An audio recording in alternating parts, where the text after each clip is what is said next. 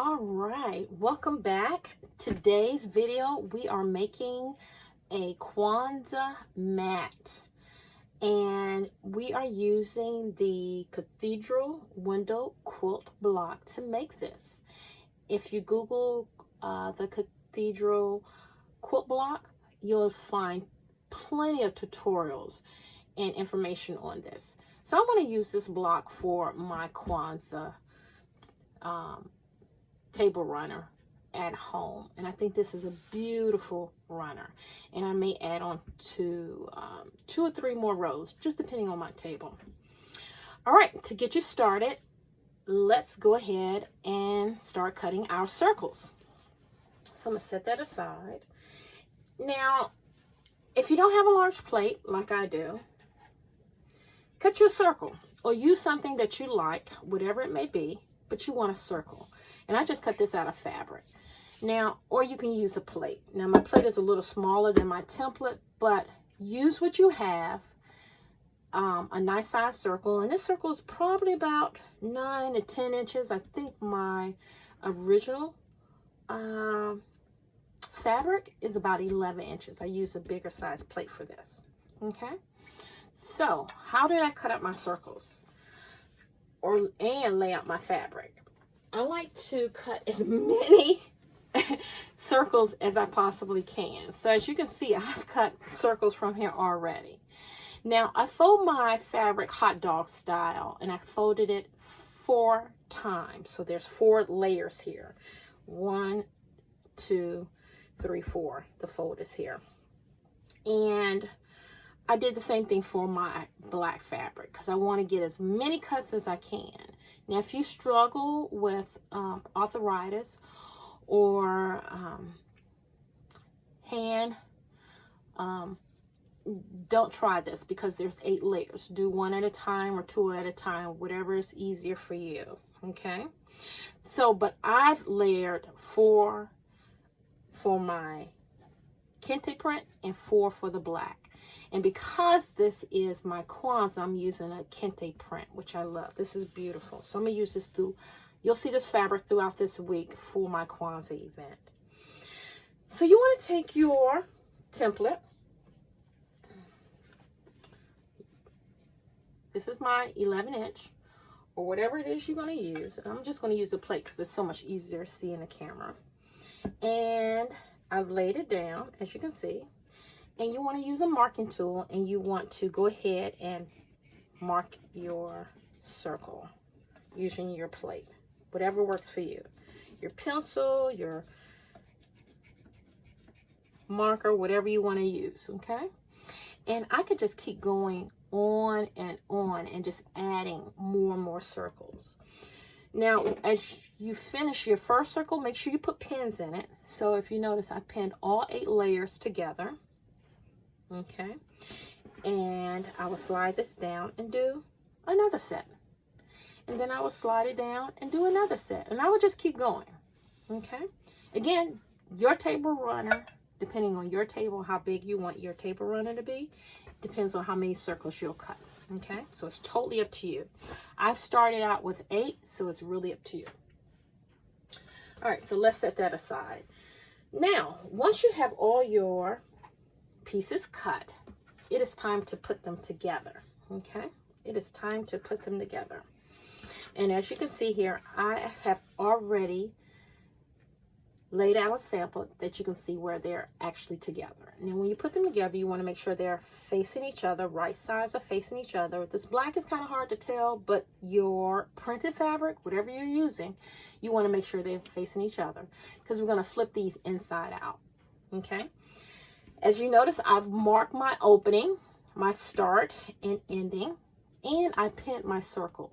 So because this is a nice large curve, I don't want to leave it up to me, so at the sewing machine, making mistakes. So I do recommend pinning your circles and then go ahead and mark your opening. Now for me, I just use my thumb as my opening, no bigger than my thumb, because all I need is just for one of my fingers just to get in there, and I can turn it inside out because this is a really small piece to turn inside out. However, again, if you're struggling with wrist and hand movement and you're struggling with that, make your opening a little bigger, okay? All right, so that's done. So let's go ahead and set that aside. And you want to do that for all your circles.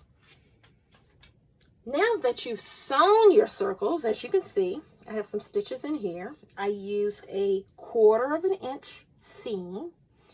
If you use a larger seam, you may have to make some snips along or some notches along your curved edge there, because it's not going to turn easy for you. You're going to get a lot of bulk because of the extra fabric. So I do recommend using a 1/4 inch seam allowance.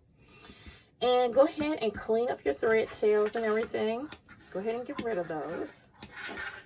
And you want to do that for all your circles. All right.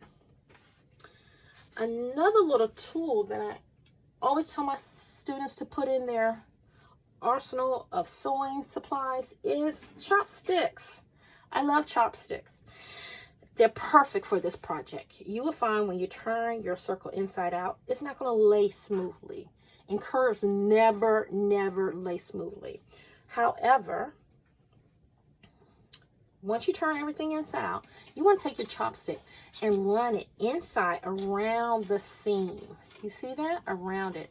So it forces any fold or any excess fabric to force its way out. That way you get a nice smooth circle all the way around. So a chopstick is going to be your best friend. If you don't have a chopstick, use the blunt end of a pencil or a pen that has a cap on it. But you want something that is small, but with a blunt end. And a chopstick is perfect for that. Now, I do recommend at this point where your opening is at, just pin it, fold it down, because it should be small. And try to keep the integrity of the curve and not make it flat. And pin it in place. That way, when you take this to the pressing station, and I want to go ahead and clean up all those little thread tails. If you didn't get them earlier, get them now. You want to go ahead and start pressing all your circles. And I know where my opening is. And I want to make sure that that seam allowance is in the inside and not sitting on the outside. Okay. Now that we've done that, let's talk about turning up your ends for your circle. Okay. And so I'm going to show you 4 different ways of doing that. And in this example,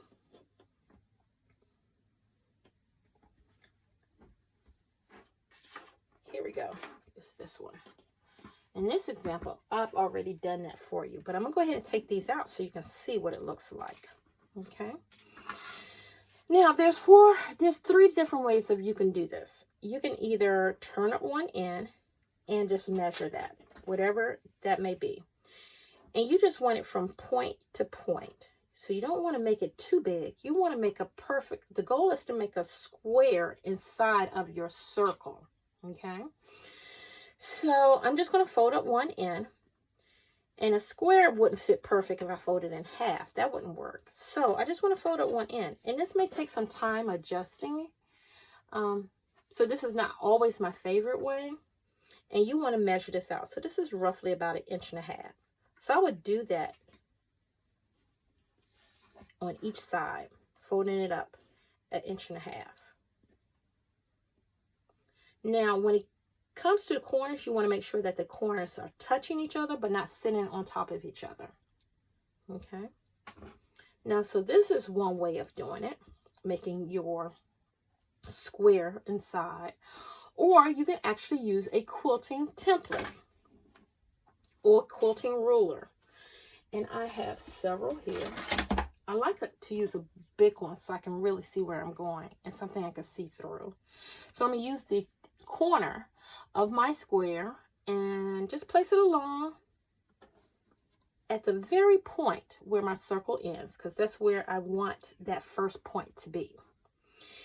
And I am going to use a marking tool, and I'm going to actually, this is my starting point. However, I notice that I can go down and I can go across. So I'm going to start making those 2 sides of my square. So this is a second technique that you can use just to make sure you get that perfect square inside. And again, I'm just marking with a white chalk. So that's one side, and I'm going to turn it, and I'm going to make sure I match up this join at the same points, making sure it's sitting at the point at that very end of the circle, and making sure that my ruler meets both of those points on both sides. And I'm marking that side again, and I'm marking the top. Ta-da! And that's another way of making your square inside. So this is my folding line, and I can actually use those marks to fold and press this in place. Again, just using my pins, turning it up, making sure that the corners are not sitting on top of each other, but they're sitting close to each other, but not on top of each other, okay? And I can do the same thing, pin this all the way around, okay? Now, there is another way of doing this, the third way. And when I'm in class, I always have people to do this with a piece of paper because it's easier for them to do it that way as well. So I will press this. So let me show you the third way.